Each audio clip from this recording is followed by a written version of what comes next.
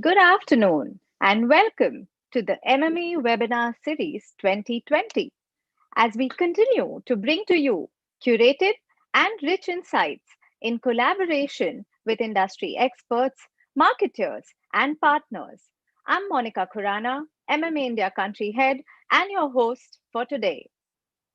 So, welcome to the third session of the series on Make Modern Marketing Work, brought to you in partnership with Oracle. This is the era of modern marketing, most definitely. The marketer is upskilling to enable personalized user experience, MarTech implementation, and business transformation as must haves for marketing and business plans to succeed. Hence, it's important MMA enables the expertise and learnings for the same. So, before we begin the session today, let me share with you about MMA and the various initiatives MMA is taking to enable the modern marketing journey. MMA is the only trade body that represents the ecosystem, however, serves the pioneering chief marketer. MMA's mission is to enable marketers to drive innovation and enduring business value in an increasingly dynamic and mobile connected world.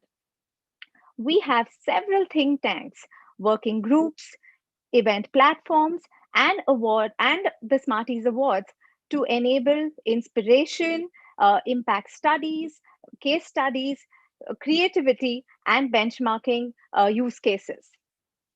Our programs are run by working groups who meet on an ongoing basis to develop and execute industry initiatives that reflect the needs of the industry and enable growth in the industry. As you can see on your screen, these are some of our active India councils, of one of them being the MarTech Council, which represents the ecosystem and helps in educating the marketer to build capabilities and and educational programs that are focused on MarTech. We've also recently concluded the MMA India Forum, which was focused on shaping the future of modern marketing, and are now scheduled to release an industry wide MarTech survey to provide a view on MarTech adoption across industries. Do catch the same, as it's going to be up tomorrow for a deep dive on the state of MarTech. So, with that, it gives me immense pleasure to dive into the third session of the three-part series with Oracle. So far, in the first two sessions, we touched upon personalized user experience in the age of privacy and also on industry specific best in class MarTech practices for BFSI. In case you missed these sessions, feel free to email us for a recording of the same, and we shall be happy to share it with you. Today, as you all know, the topic is Unlock Higher ROI in Retail and E-commerce with Personalization, an extremely powerful topic and highly relevant in today's time. So, before we start, some quick housekeeping rules. Do feel free to ask as many questions as you would like. And with the question you ask, do make sure you mention your name, your designation, the company you work for, and the speaker who you wish to address the question to so that it can be contextualized and addressed accordingly. With that, let me introduce you to our panel for today and also share a bit about them, which you may not see on their LinkedIn page. So let me also invite our panelists on camera. Can we please have you on video as I call out to each one of you and welcome you personally. So let me start by introducing Meghna Apparao, who's the Chief Business Officer at Alicious. She is a seasoned professional with 20 years of experience. She has worked with several lineage companies like Hindustan Unilever, Amazon, Godrej Consumer Products, and been instrumental for strategy, growth, and leading new business initiatives across India and global markets. Meghna is also an avid foodie and a meat lover. And how much of a coincidence can it be that she's working for Licious, which is such a successful digital meat brand? And she's also a travel buff. Whilst not at work, she's busy being a mom to two lovely daughters and a dog. So welcome, Meghna. It's great to have you today. Let me now introduce you to Prabir Same, who's the Senior Director at Samsung Ads India and Southeast Asia. Prabir is currently a Senior Director at Samsung Ads. His remit is to set up the Samsung Ads business in India and Southeast Asia by pioneering the arena of connected TV. Prior to Samsung, Prabir has been a part of several pioneering initiatives, be it programmatic advertising at Google, search advertising at Group M, or the e-education initiative at Tata Interactive Systems. Apparently, he had a target of hitting 4,000 skips in 30 minutes, and he actually did it. And now he has a new target of achieving 100 kilometers in cycling. Wow, Praveer, that's quite a fitness journey you're at. And with now, I'd like to welcome Ratnesh Mehra, who's the Director, CX Strategy at Oracle. Ratnesh has been a 23-year old professional journey working with global system integrators, management consulting, and product development organizations. He has been instrumental in leading digital transformation initiatives across marquee Indian and global corporates, helping them build customer centric processes and platforms. In his current role as head of CX strategy for India, he is responsible for developing the go to market strategy, plan, and execution for customer experience suite of solutions for Oracle. In his previous roles, he's worked with KPMG and IBM. He apparently is also a foodie at heart, and and he claims, being a Punjabi, he loves not missing out on any authentic Punjabi food. So welcome, Ratnesh. It's nice to have you. Now, with that, let me go to Pavan Sarda, who's the Group CMO in marketing, digital, and e commerce at Future Group. He has close to 20 years of work experience in retail, housing, digital, content, and commerce. Pavan has been a part of the startup team of Big Bazaar to heading the marketing function for Future Retail. He's had several feathers in his hat. He's been awarded as digital marketing leader by IAMAI, whilst the group has also been awarded Marketer of the Year in Retail by IAA. He loves to travel, and now that he can't do that, he's making sure he's hanging around with a lot of young team members as that keeps him stimulated and keeps him relevant. How true is that? And that's actually a good tip too. And I've known him now forever. So I'm absolutely delighted to have him here. So welcome, Pavan. It's great to have you on the panel. Now, last but not the least, let me introduce you to the moderator for today, who's Namrata Balwani. She's a digital and customer experience consultant. Namrata has 2 decades of experience in marketing and digital. In her past avatar, she led digital strategy for Ogilvy. She actively consults brands from across the region, enabling digital transformation, customer analytics, customer experience, and guiding corporates on choosing the right MarTech stack. She was also instrumental as a co-founder for Media to Win, and which is an independent full-service digital agency, and was founded way back in 2005. And I've had the privilege of knowing her ever since then. She claims she loves running and hiking and calls the Kindle her best friend. And last but not the least, she claims she can do 100 burpees in one go. And if the panelists can dare to join her for the challenge, they're welcome to do so after the session ends. On that note, a warm welcome to all of you. And Namrata, without any further ado, I'm going to hand it over to you to dive into the session right away. Thank you, Monica. Welcome to all the panelists. I'm sure this is going to be a great conversation. Thank you to all the audience who joined in. Just one point, Monica, those are not claims, those are actually true. So I'm happy to do a burpee round with you anytime. Of course. It's been an interesting year. We're already in December. I mean, who could have believed it when we started out in January what this year would look like, and somehow the year is over already. But I think a lot of things have changed over that time, and I'd like to ask our panelists their opinion on what is the one thing that they've missed the most about their office while working from home. So maybe Pawan, you could tell us what you've missed or not missed. Yeah, I think what I really miss, sorry, I mean, because of bad connectivity, I'm switching off my camera, so I don't want it to be disrupted. I think what I really miss is just being with the team members. And I think as just human, there is so much which you can, which I think magic happens, when you're together. So I Right. really miss that. So much so that, now I've started coming to office because I think working from home is too stressful, if you ask me. Yeah, so at least I've started to kind of come twice or thrice a week. Yeah, I mean that's what I miss the most. I think just I'm a people's person, so I love to be around people. So that's what I miss the most. Right. Yeah, I think that's one of the things that's been hard for a lot of people. Meghna, what about you? Absolutely.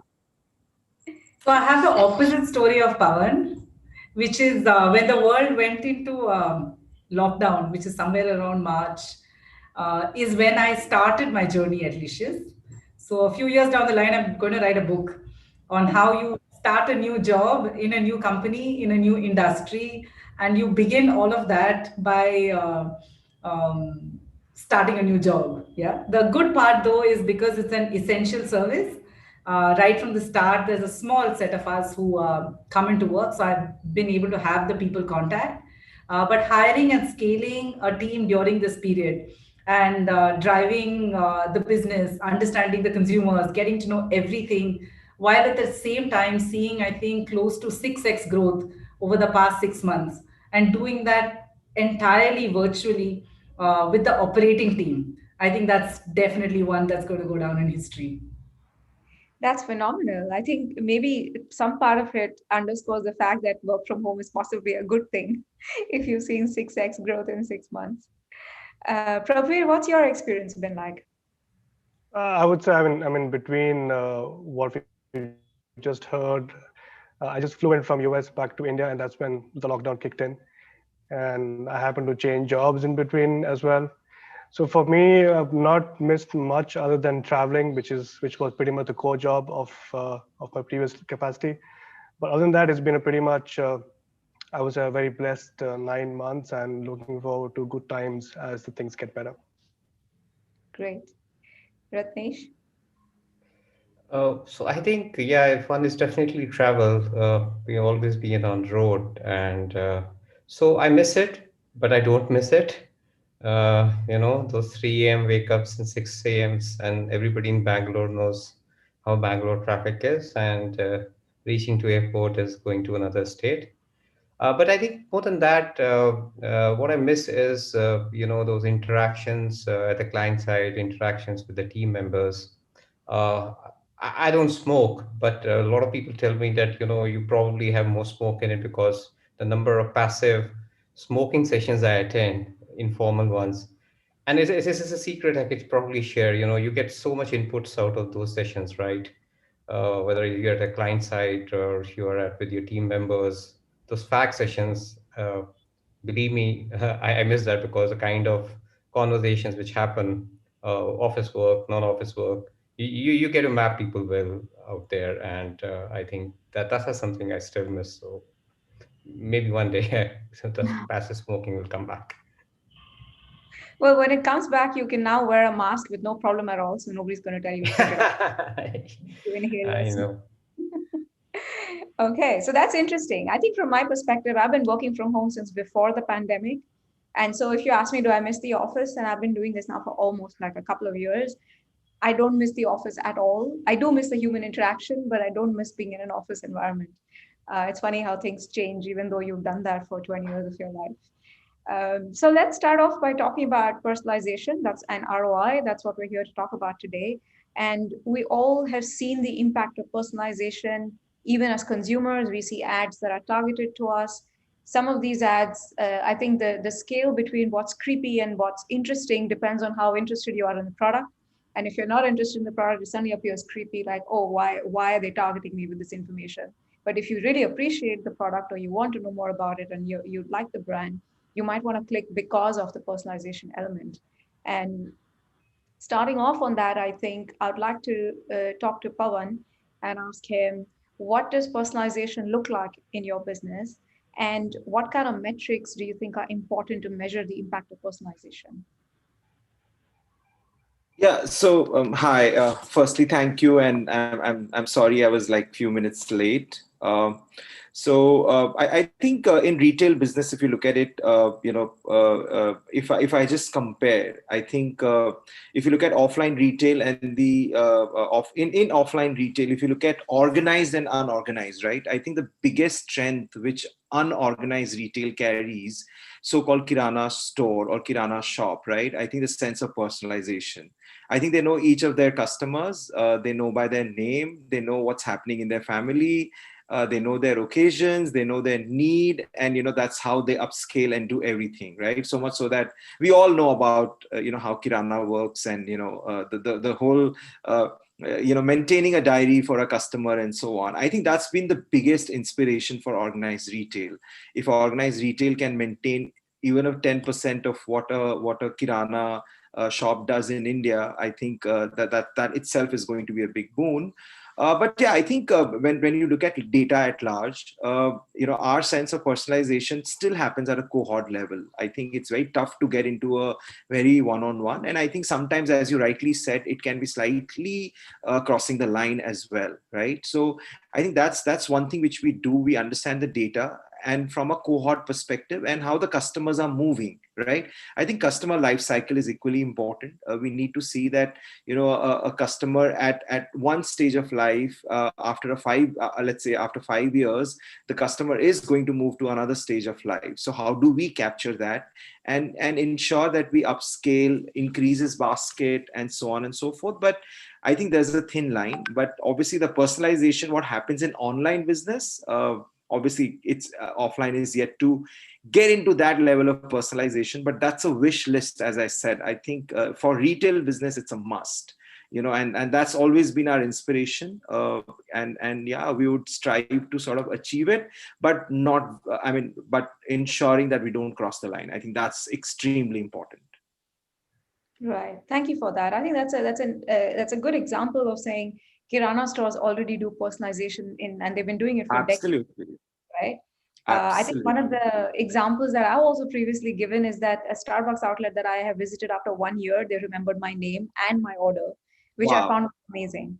So yeah, that Absolutely. yeah, I don't think digital somewhere is still not digital gives you that ability, but the real time ability offline is something completely different. Absolutely. Well, moving from an offline and an online brand to a completely online brand, let's talk to Meghna and understand how Licious has used personalization effectively in its understanding of the Indian consumer. Meghna has a wealth of insights on India, the many regions, how people consume food. And given that all this knowledge and personalization that you've used, have you seen a revenue lift in this approach? So let's hear it from you. Sure. So for those of you, just a quick plug on Licious. So Licious is a direct-to-consumer brand. We have our meat and seafood brand, so everything which is chicken, mutton, fish, eggs, prawns, whatever. And we have our own app and website. We own the back end, wherein we ship from farm to fork, so not a marketplace, as well as we own the last mile with an express delivery service. So you can pick up something and order it, and in 90 minutes it'll be at your home. We are present in 9 cities in the country. So with this context in mind, I'll tell you my experience over the past year or so, little under a year that I've been at Licious. As a brand builder and a marketer with a strong consumer orientation as well as this fascination with data, I couldn't have been in a better place. And that's where my learnings I'm going to share with you. So for all of the, there, as per data, which surprised me even, 72% of our country are meat eaters. Which is, so I hope that using that same logic of all the participants on this call, let's say about 70 odd percent of you are going to be meat eaters, and hence you will relate to the examples a bit more strongly. So meat, definitely food, and certainly meat are very personal experiences. So say I grew up, I'm Telugu who grew up in Chennai. So my food preferences are very strongly oriented to where I come from. And now, when you translate that into an insight in a piece of advertising or digital marketing, we find very strong linkages. Yeah. So let's say if I have a colleague or a friend who's Bengali, and there's me who's from Chennai. Both of us like fish, yeah. But the fish that I eat is sear fish, and the fish that my Bengali friend eats is most likely rohu, katla, or hilsa or ilish, yeah. Now, what we have seen is if we target this advertising. So let's say both of the products say always fresh, never frozen, delivery in 90 minutes. But the minute I see sear fish, which is a fish that I relate to and I can visually recognize, versus a generic visual, the CTRs or the click through rates are more than double. And the conversion similarly is more than 3x. And now this is the role that personalization is helping play for us. And the personalization is possible simply because at Licious, we own the first party data. So we are lucky enough to have the technology platform to be able to capture this information, enrich our profiles, and then see that through. Now, this also flows through not just in communication that we put out, but about when we put out that communication and what we show. So, for example, if you're a 25-year-old during lockdown, without a very let's call you a novice cook, yeah. So you love meat, you enjoy eating meat, but you're just not yet familiar or confident enough. And then you have, say, a 40 plus old person with a family who's more used to cooking. So for the first consumer, we would target a ready to cook chicken 65, yeah, or a ready to cook kebab. Versus for the second profile, which is the more family oriented, can cook more, we'll target chicken breast boneless. Now, both of these are then become very meaningful and make your advertising also less spammy because it's in the right context. And every metric that we have seen sequential improvement through this degree of personalization. I also want to take this one step further is that, and the term which I like to use is hyper personalization. And I think that's what the digital system is able to unlock is it doesn't stop in the digital ecosystem. So for those of you who have bought on Licious or are familiar with the brand, our packaging has consumer faces on it, yeah, in a very interesting doodle format. So we constantly run very engaging promotions, which come like a delight or a surprise. So let's say Pavan, you may just discover one day we are wishing you happy birthday, and the box will have your picture on it. Yeah. And we're able to link that together because you have the profile on your birthday. We know what you like to buy, and we can very quickly and scalably create a box which we then ship across to you. So I think we have done many of these things and found them quite effective. So the 6x growth, Namrata, is all on the back of various interventions and initiatives. I'll just add one more before I pass it back to you. Is often we think interventions on personalizations and things like that that they will add cost, yeah, because I'm breaking it up into a smaller cohort. We actually were able to do the reverse. So at the start of the lockdown, when most of us were kind of trapped in home, yeah, at Licious we do an express delivery promise. I told you 90-minute delivery, but the supply in the back end was quite disrupted because of the external ecosystem. We were able to marry that to consumer profiles, saying, you know what, the consumer is at home all the time, so it's more important he or she gets the product. They're not so fast that it comes to them in 90 minutes. So let's move away for that about 30-45 day period from an express delivery promise to a scheduled delivery promise or a next day order promise. That way we can serve a lot more consumers by aggregating orders, but at the same time the people who want it can also get it. Yeah, so I think not always does it add to cost. It can actually help build efficiencies if you understand your consumer insight and are able to make those trade-offs, which no longer are trade-offs because you're backing it based on data and information that's available. So yeah, so these are a couple of learnings I wanted to share. Thank you, Meghna. That's really insightful. I think one of the big questions that everyone always has is, does it actually give revenue or build revenue? And you've shown that all these methods actually have a positive impact, which is good. I'm vegetarian, but all this talk of food and delivery has made me really hungry. But I'm gonna move on to the next question now. Even I'm And vegetarian. yeah, Meghna, this might be a time to do your express delivery for everyone on the panel. I'm looking forward to a meaty conversation right now. Okay, so on that note, we are going to move to Prabir. And since we've been talking about ROI and lifts in revenue, one question that always comes to mind is how do you balance personalization with customer lifetime value? And I'm sure that Prabir has some insights to add. Yeah, I think pretty much Meghna spilled the beans on what these insights might look like and fully endorse the experience that we have received from Alicious over the last couple of months. And when I just kind of reflecting, when I started this journey with MMA, we use this term of the speedboats and Titanics. And then again, in this territory of personalization and customer lifetime value, I think it's important to understand, not look at personalization just from the lens of advertising, where I show a fancy creative to somebody who happened to see my ad, but also bring personalization in the experience of the service. Like we just mentioned, that people at the retail store remembered your name or remembered your preferences when they walked into that store. So personalization fundamentally, with the advent of technology, spans beyond advertising, marketing, but also brings into the brand experience or the brand service experience when the customer engages with you, and how well you as business can understand and potentially anticipate the needs of that customer, whether that's in the store or whether that anticipating through a creative message in the online space, and that translate into customer lifetime value. And historically in the digital space, uh, personalization is either looked at as an upper funnel activity, where you're doing some branding activity and you want to customize the creative messages down to the user or the cohorts, or into remarketing in a very loose way of saying that, hey, you happen to come to a website or to my app, but you left something abandoned, you want to come back. But I think personalization spans beyond that experience and goes back into really defining what that customer means to you as a business, and not just an ad unit or a creative message.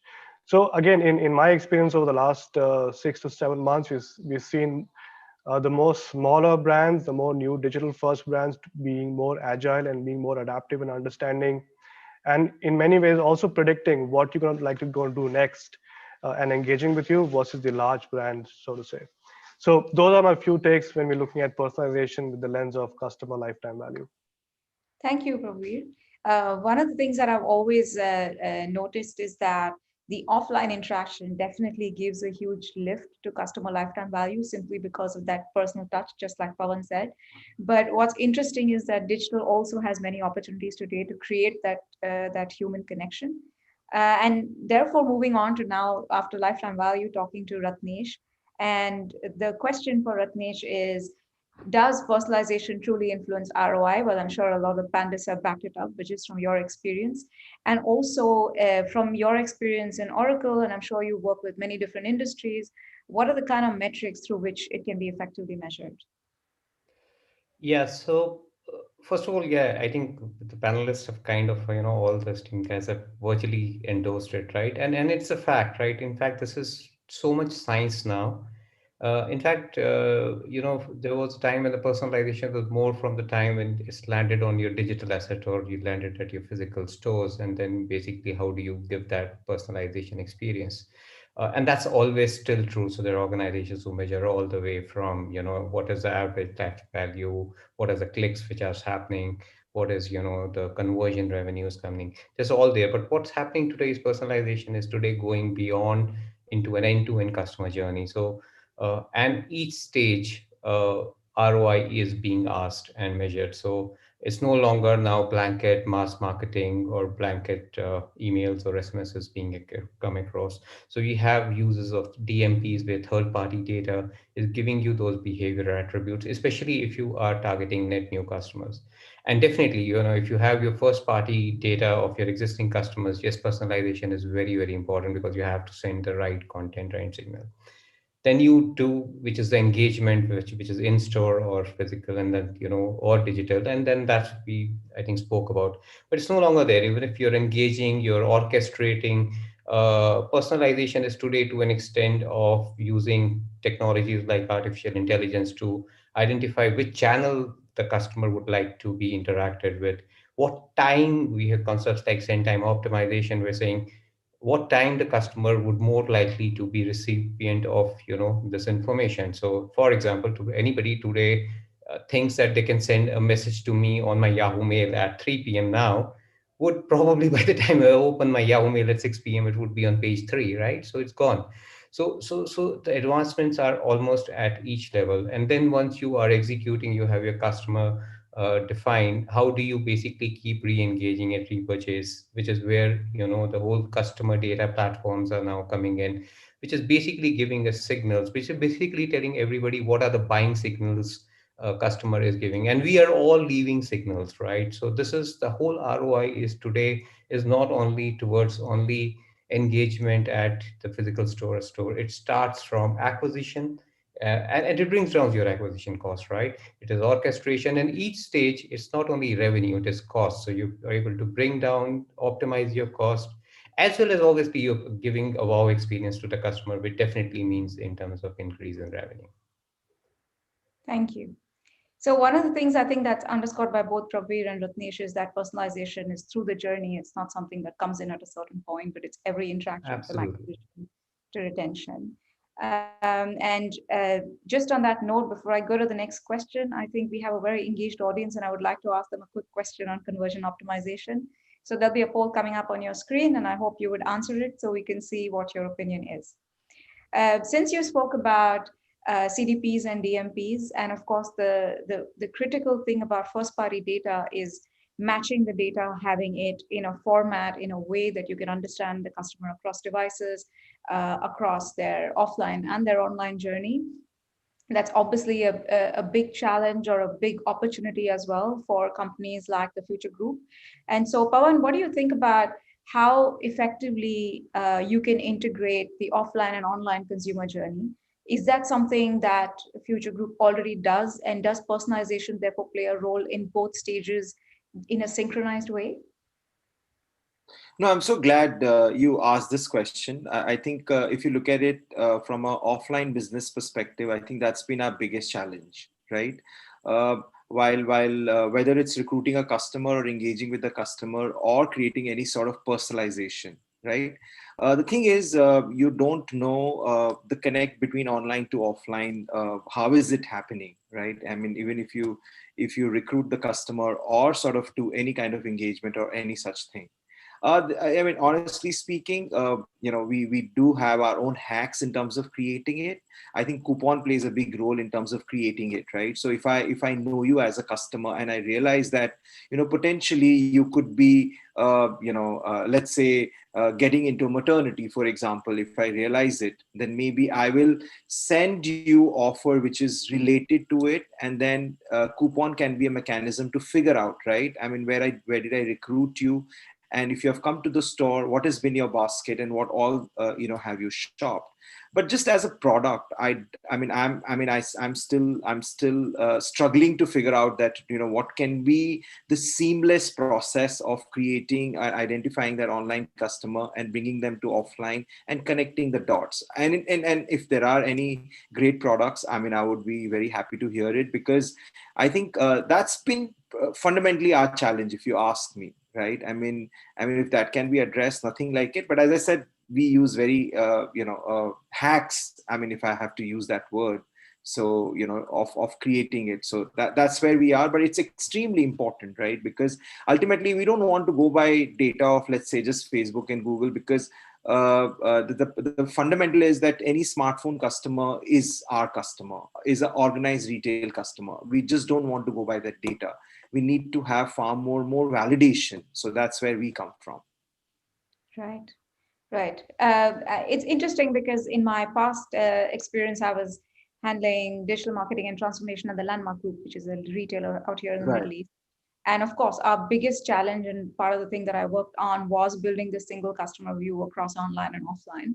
And our loyalty Absolutely. program played a big role in that. So we had very active sort of enrollment into loyalty, which gave a reason for customers to use the app or use it in store.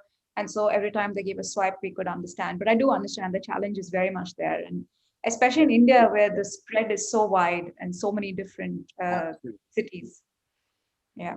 Okay. And Pawan has also invited pitches from products. So yes, if anybody has a good product to pitch, So he'll be happy to hear it. Love to hear Uh, it. Yeah, absolutely. okay, so let's go from the world of offline and online back to the world of online. There's obviously been a huge change in everyone's behavior post pandemic. It's been seen across categories. Food has obviously been one of the big categories that's actually grown, and that's what I've seen across many different kinds of food categories. So let's understand from Meghna, how has this changed? And also, has an agile approach made a real difference? Some of the things you already mentioned about change in delivery, but just from your perspective, how did you look at that change and have an agile technique to manage it? Super. I think fabulous question.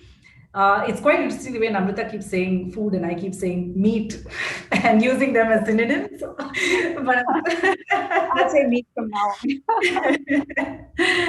so I think that, and this is first an Uber point, yeah, to all of us. I think I was lucky because I was starting a new assignment at the beginning of lockdown. So I walked in here saying that I don't know and I'll figure this out. But the interesting part was everything that has unfolded over this COVID period, none of us actually know. Yeah.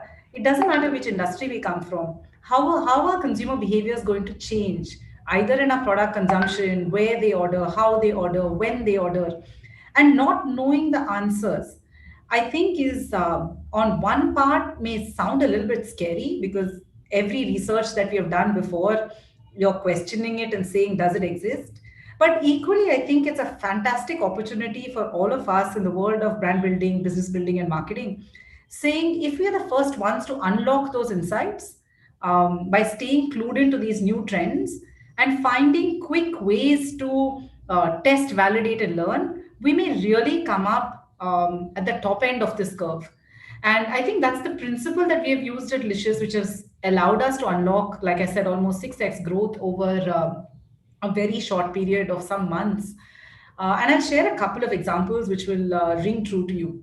So typically, with what shall I say, all deference to the my male colleagues on the panel, the kitchen has been a place where the woman is known to cook. Yeah, it's either the lady who's cooking or your cook who's cooking. But come lockdown, all of us were locked into our houses. All the cooks were banished, and it came down to everyone at home doing the cooking and cleaning and everything else that goes with it, which meant that a lot more men started cooking. A lot more men. Second, not just men, a lot more people started cooking, especially in the younger age groups. Talk about, say, 22 to 25, the people who are first jobbers, singles, dinks, which are double income, no kids, who are typically not cooking otherwise. There was also this sense of fear around safety and hygiene, which prevented a lot of ordering in, yeah, because there was a discomfort or a fear around that. Now, this entire cooking opportunity, when it exploded, a role of a meat brand is pretty much heart and center of it. So, two of the things I'll share two insights that we unlocked, which worked for us very well. The first one was recipe viewing just shot through the roof. Yeah. We were one of the first few to pick it up because it's so core to our brand, and you can laugh at this one.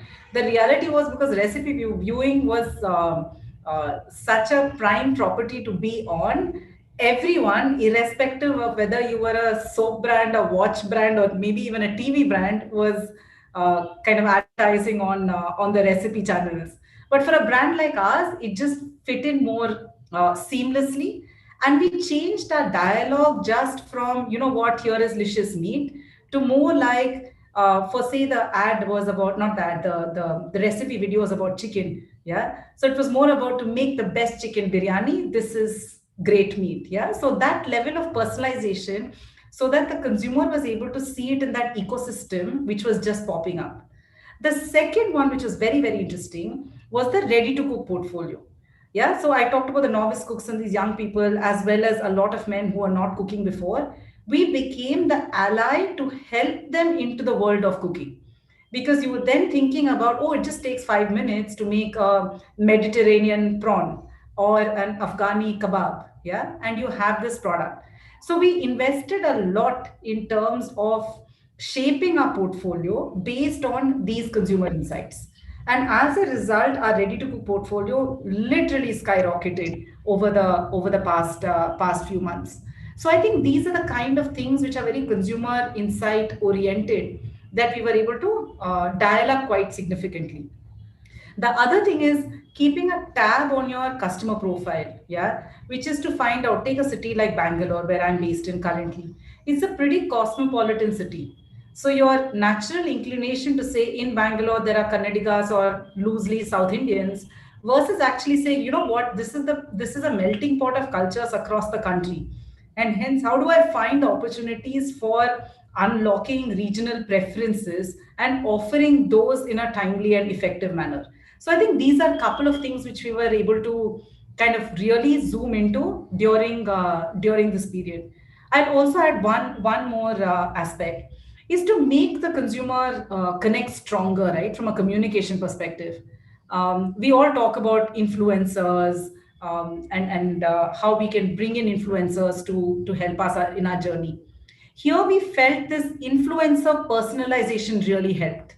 So we were able to identify a stand-up comic who's also has a strong preference to food, meat, eating, cooking, etc., and get him to create a piece of communication completely on his own kind of persona during the IPL season. Yeah, and we said, okay, what IPL? You're ready to game with Licious kebabs in 8 minutes. So here you can see how you've reached the right TG because the young people are very oriented to stand-up comedy as a genre. You've brought in the speed dimension of IPL and the speed dimension of your food cooking and all of it together, and we're able to push it out. And for me, the vote of confidence that my targeting was right was when my 16 something year old daughter came back and said, you know what, all my friends have seen your ad. Yeah, so then I know, like, okay, fine, we have hit the right audience that we wanted to reach out to. So I think the main message I'd want to leave behind for all of us to kind of continue to chew on is this entire piece about a lot of behaviors have changed. I think those of us who keep our eyes and ears open to those changes and quickly experiment with things, some of it will work, some of it won't, but to be able to capture that moment will allow us to unlock the next set of growth opportunities. Right. Thank you so much. I think that that's pretty insightful, and the quick work on doing creative right in time for IPL, but thinking through all these angles must have been, and I'm sure that's just one of the things that y'all must have done. There's probably a lot going on. That's really, really good, Meghna. Thank you very much. If we now talk about the fact that Pawan also mentioned that what are kind of technologies or are there platforms that allow uh, efficient integration of offline and online. Let's also think about now if you're doing this personalization, what kind of technologies are going to disrupt the market over the next 5 years? What should marketers be ready with? And Ratnesh, what are your insights on that? Yeah, I think, in fact, I was just, while Pawan chatted, I gave him a private message. But yes, you're very right. And, Meghna just said that, right? That things have changed in last 6 to 9 months. Personas, and the associated behaviors have changed. And it's all more important now that today, all the retail companies basically start mapping and have a very real-time view, because all the messaging, the content, the orchestration, the engagement depends on, what the customer personas or thought process or behavioral pattern is today, and the behavioral pattern we have seen in consumptions in terms of so much changes over the last 6 to 9 months. Uh, there's a lot of work happening today in organizations trying to build what is called a real-time CDP, which is basically trying to marry your first-party data and trying to integrate it with third-party data, the behavioral data, and it is not easy. But that's like something which everybody's trying to build that across. All the major technology companies are trying to build this. It's not easy, but what it gives you is that a persona which is not based on only old transactions or the demographic profile, but the behavioral signals which the persona is leaving imprints all over, as real as 15 minutes back, right? So if the customer today, as I said, men searching for cooking recipes and items. If that's the persona, that persona would not have this attributes 6 months back, right? But it is a fact today. So in your targeting, this is what you should be targeting across. So this is something which is happening in a big way. The second thing which is happening is what we all will have is smart devices, connected cars today. So you're going to have personalization at scale with machines telling you uh, signals, and you have to interpret them right there and then. So you would not, today we're seeing a very nascent stage of connected cars which just tells you about the brakes and all that. But tomorrow you would probably see, based on your driving patterns, your insurance coming up. They don't need to probably ask you all the data, because insurance will know how you drive, how much you drive, and what speed you drive, and what are the things you don't should not be doing while driving, what music you stream in the car, right? It could, which places you go, what outstation places you go, do you need geo kind of information, just giving you so much things which could be given across now these machines. And this is what will happen in next few years. So this is where organizations are getting ready. It's as of now more from a, catching the signals, but this will take a new form of predictive personalization, where you would know this is going to happen, because the machine is going to tell you, the smart device will tell you, the smart TV will tell you, the smart light or tube light will tell you, signals about the thing. So customer 360 in real time, I think, number one. As I said, end-to-end customer experience, I earlier spoke, I don't want to go into detail, but every aspect from acquisition to engagement to life cycle servicing, you would see technologies which will go inside, and this all will get propelled through the whole facet, because somewhere human signals will not be able to interpret this. So you will need artificial intelligence coming in. You will need to interpret the signals and those patterns and give those to you, because that's what value will come out from there. Right. Thank you. So predictive personalization, I think, is the biggest thing that you see with real-time interventions or real-time actions. And Absolutely. it's interesting because as part of my other avatar, apart from working with brands and companies, I also teach a course at a university here. I teach business students about digital marketing. And yesterday, the class was about future trends. And I showed them the Minority Report clip from back in 2002 with Tom Cruise walking through the mall and the eyeball recognition, and therefore Gap and other companies pitching their products to him. And it was interesting because most of them hadn't seen it, the movie, but they were all surprised by the fact that this came out in 2002 and this might actually be a reality maybe 10 years from now. Maybe in 2030, this might actually come true. And that therefore also brings me to the other question, which is that brands know so much about us. And with this predictive personalization, they're going to predict what we're able to do before even we know it. And that obviously raises questions of privacy. And how do consumers therefore feel about this? And how do brands balance between personalization and privacy? Prabir, what are your insights on that? Well, I can start by saying that if these questions or some of these statements which are being made in the last 20 minutes were made in any European forum, probably a few legal legislators would have got up and said this has to stop.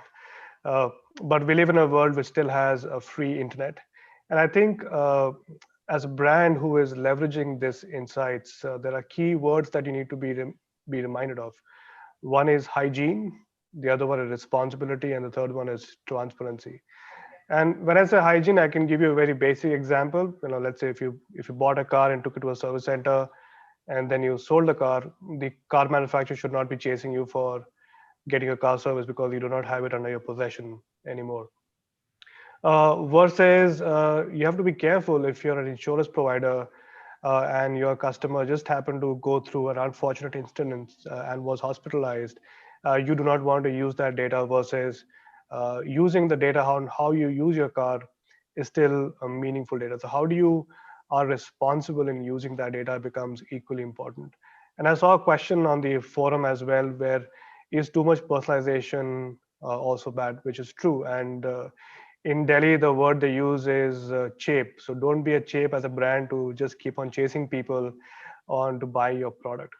So there has to be a fine line. And what is very critical is that as a brand, you're not the platform owner on which the end customer is actually consuming content. And that is an equal responsibility where the two partners, the brand advertiser and the platform owners, need to work together in forming these right principles of operations.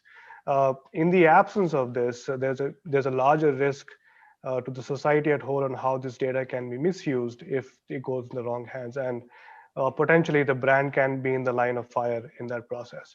So as all of us get excited about about a future which can be more predictive and more personalized, I think as advertisers we have equal responsibility in maintaining that sense of responsibility and hygiene in handling this data. So very, very fine line, exciting times, but also I would say cautious time as brands participating in using this data. Absolutely. Thank you, Prabhu. Yes, the angle of not the angle rather, but the element of responsibility in using data in the right way is absolutely critical. Before I move to the next question, there's one more poll for our audience that's going to come up on your screen. So please do answer that, and we'll see what the results are at the end. That's been a pretty great panel, and thank you very much, everyone, for contributing such rich insights. Obviously, the main crux of this has been using personalization, but we've also talked about how it can generate ROI. And therefore, I'd like to ask each person on our panel to talk about the one thing that our audience members should remember about increasing ROI through personalization. What's your one takeaway? So if I begin, I kind of completely agree with Praveer, where he talks about, not crossing the line. Otherwise, I think this personalization can be too obsessive, if I have to use that word. Yeah. And of course, when you are able to identify your customer in need and targeting something, the chances of, conversion is very, very high. There's no doubt about it. But I think one should never cross the line because, even the customers do get it. They also understand. I don't want to name a company. Yesterday, the CMO is a friend, and actually I called her. I said, listen, your call center is literally killing me, calling every day. Please stop it. I think there has to be not crossing the line. I think that's one thing which I will, because sometimes I think as marketeers and just looking at the business needs, sometimes we become too obsessive. So I think one should just think data as human beings and kind of engage with them, thinking that if you are engaged from a brand, and how much you would like to sort of make them feel that how much you know about it. I think there's a thin line which should not ever be crossed. Okay. Prabir, would you like to go next? I think I'll simplify it: be responsible citizens and be responsible marketers as you go down personalization. Thank you. Meghna? So I think just building off the theme that I'm hearing both Pawan and Prabir emphasize on, in terms of giving, let's call it the personal space to personalization. I think for me, it begins with understanding your consumer really, really well. So if you do, then the nature of money versus uh, being effective will get unlocked from there. So for example, in the business that I operate on, we may decide that sending you 2 push notifications a day is too much. Yeah. But the question there is that if this is a person who shops sometimes in the morning and sometimes in the evening, and that's what my data pattern shows, it's probably okay to send them 2 different communications at both times of the day. But if there's someone and I consistently see that he or she only shops, say, post 9 o'clock, I shouldn't be bumping them with messages through the day. Yeah, so I think understanding your consumer will allow you to maintain that right balance. I think that's one.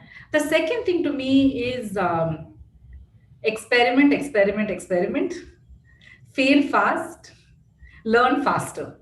So the thing is, the answers are unknown. So I don't think we should be writing out multi-crore or multi-million dollar checks on any initiative. We should think literally in thousands of rupees, think of the cohort, think of the experiment, quickly try it out, figure out whether it works or doesn't work, and then scale.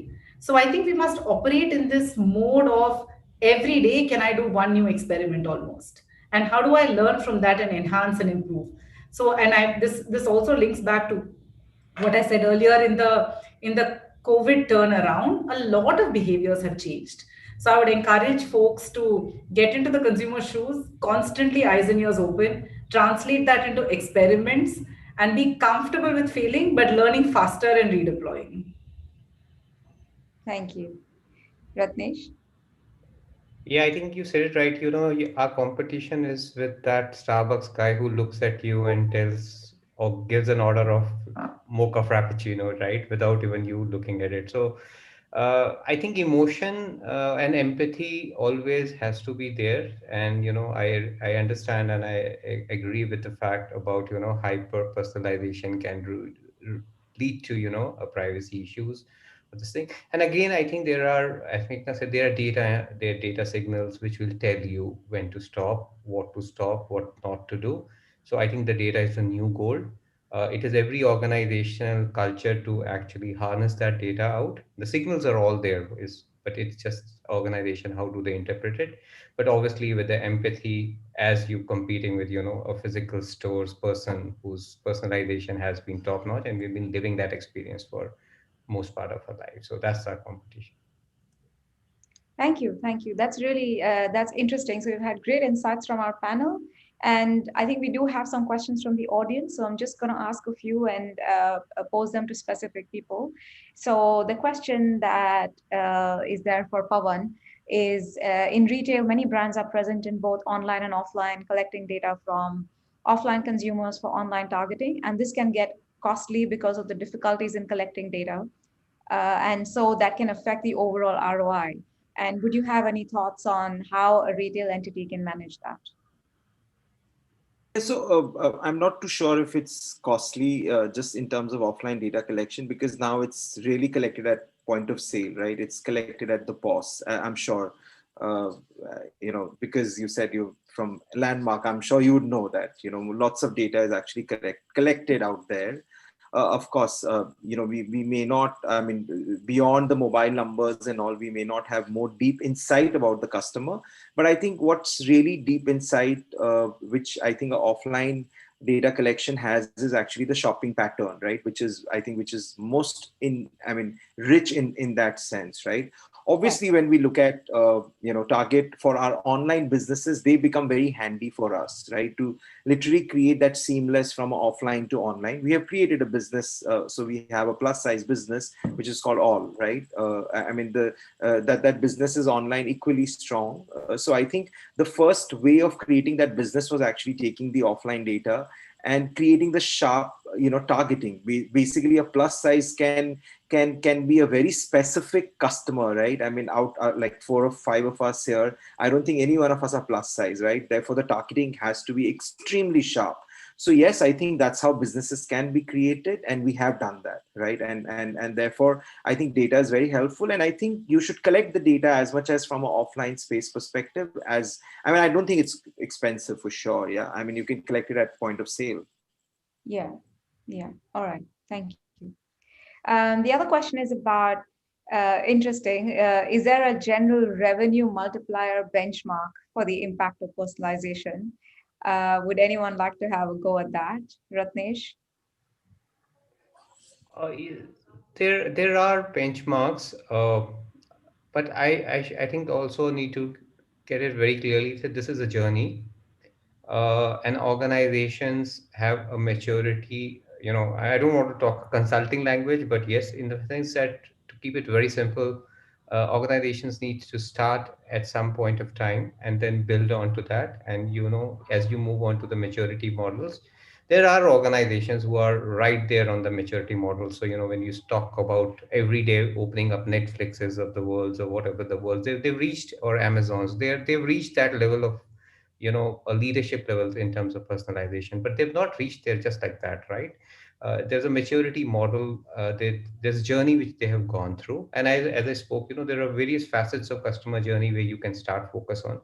So you need to see, where do you need to focus most on? Is it acquisition? Is it new customers? Is it your existing customer? You have a lot of existing customers, I'm sure, like Pawan would agree. Future Group doesn't have a trust of customers, right? Walking in, it is how do you use that data, right? So there, the benchmarks would be very, very different kind of thing. But there are industry benchmarks available based on subsegments within retail, and it gives you an indication of what you would like to achieve there. But the numbers are there. There are the studies which can give you those benchmarks. Great. I think Namita, you if I just add to that. So I think the best way to learn this for each of us, depending on what you're doing, is the example that I gave you earlier in the conversation, saying without personalization, we were getting X click through rates. Once we personalized, we got 2X click through rates, right? So that number of 2X has come through the experiment that we have run. So I think the best baselining will be running these experiments yourselves. But I would also have a strong watch out on throwing the baby out with the bathwater, which is if your experiment doesn't work, doesn't mean that personalization is wrong. Maybe your input variables were wrong. And I'll just use an example for that. So I worked in the FMCG industry for a long while. And there was a standard promotion used to be give a hair conditioner free with a shampoo. Yeah, because shampoo is like near 100% penetration and conditioners, sub 10%. And it's a great fit. But in my e-commerce experience, what I actually learned is that this is not the best combination. And this is where I earlier used the term hyper personalization. This is mass personalization, where when we looked at the data set of people who are buying hair conditioners, a better marker of their propensity or affinity to buy a hair conditioner was the affiliate categories that they were buying. So these were the people who were shopping more fashion products. These were, say, the person who was buying a lipstick or a hair hair wax instead of a hair oil. Yeah, so you broke the traditional marker of saying shampoo plus conditioner is a good fit, and you said conditioners are actually also a mind space and mindset of what the consumer evolution is. And hence, this is the set that you need to operate on. So when you look at personalization, I think it's important to challenge a lot of first principles and identify these cohorts. Again, this will come through. Now, when I tell you this, I can see a lot of nods, right? Yeah, you know what? That makes sense. But for maybe 15 odd years, I ran experiment one till I saw this from a very different lens and switched the experiment. So I would say both these things. Run your own experiments. When you see great results, fantastic, keep accelerating. But when you find the results not coming up, go back and question the first principles and see whether you rerun the data differently and challenge yourselves. Yeah. Thank you. That's also interesting. I think the fact is that uh, most of the way data works today is exactly like you said. You have to experiment, you have to try with certain audiences, test out what works, and then scale it up. And it doesn't matter whether you're an online only business or a traditional business or a combination of. Marketing today has fundamentally changed to be as data driven as that. One of the last questions here, and since on the back of, we were talking about, is there a revenue multiplier or a benchmark, is what type of personalization is the most effective in your experience? Is there anyone who would like to take that question?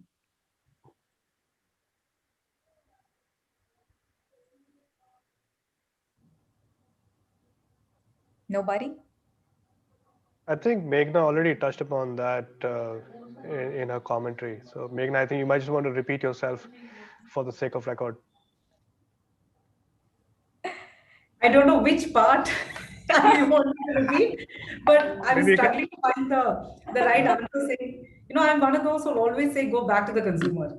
So the right personalization is what works for your consumer, depending on, the multi examples that I gave you.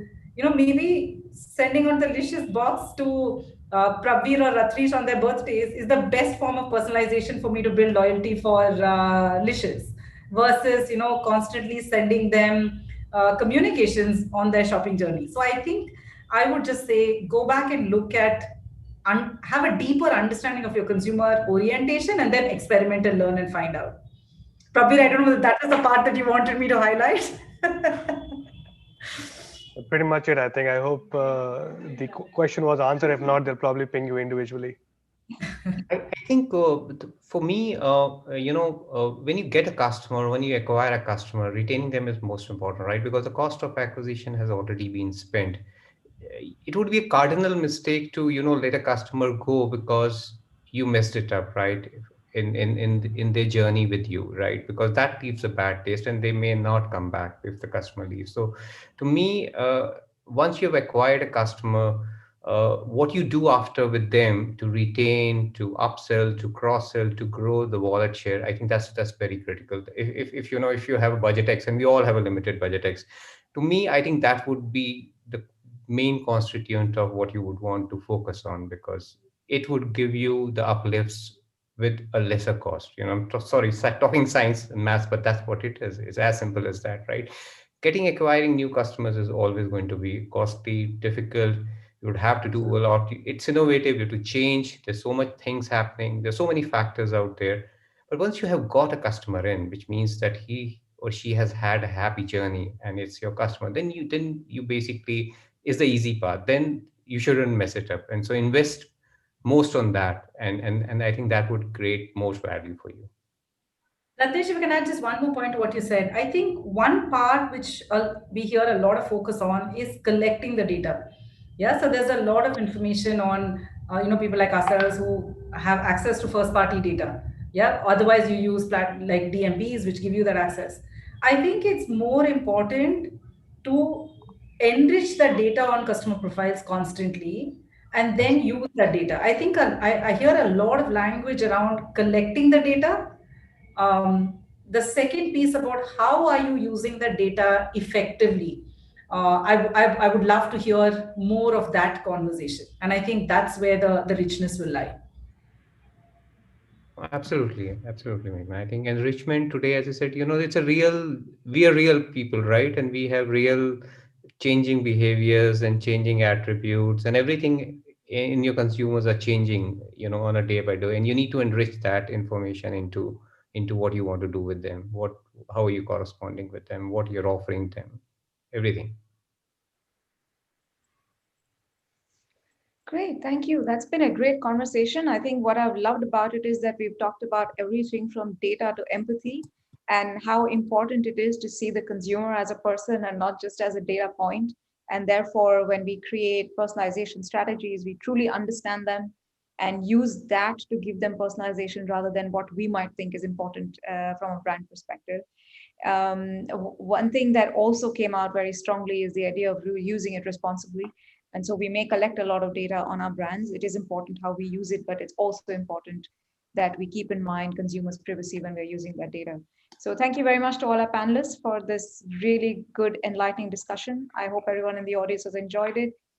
Please feel free to write to them separately if you have any more questions. And I'd like to hand this back to Monica. Thank you, Namrata. I Thank think this you. was like, thank you, guys. Thank you, everybody. But give me a minute to wrap this up. I think this was really, really enriching and interactive. And this is what happens when a bunch of like minded people come together to discuss a topic which one is so passionate about. And that was so evident all the way because each one of you, in your own way, have tread the journey of personalization and have so much to share in terms of insights. And I remember one of the sessions we did, the last time as a part of the series, somebody very rightly said that these panels offer what a Google search engine can't. Probably don't feel offended, but it is really that, right? It offers us a lot of insights and a lot of POV, which we cannot get how much ever we read up or Google. So that's the power of experience, and that's why we do these discussions. So thank you for being a part of it. I think it was absolutely valuable. I learned a lot more than what I knew before the session happened, and I'm sure that's applicable to the audience who was listening in. Even those who couldn't make it are going to get a recording of it, so I'm sure they won't miss out on the content we've been able to create through this discussion. Once again, thank you to all of you. It's been a pleasure and a privilege having all of you as a part of this discussion. And as we bring the webinar to a close, here's a reminder on the various ways in which you can engage with MMA and subscribe to our newsletters. You can follow us on our social media handles, participate in our programs, which are ongoing, which help us shape the future of modern marketing. And a gentle reminder again for our unveil of the Modern Marketing Survey, which is going to be up tomorrow at 2:30 p.m. So do log in for the same in case you've not registered. Be happy to send across a link once you send us a request on email. And on that note, thank you everybody and have a lovely evening ahead. Thank you. Thanks, everyone. Bye.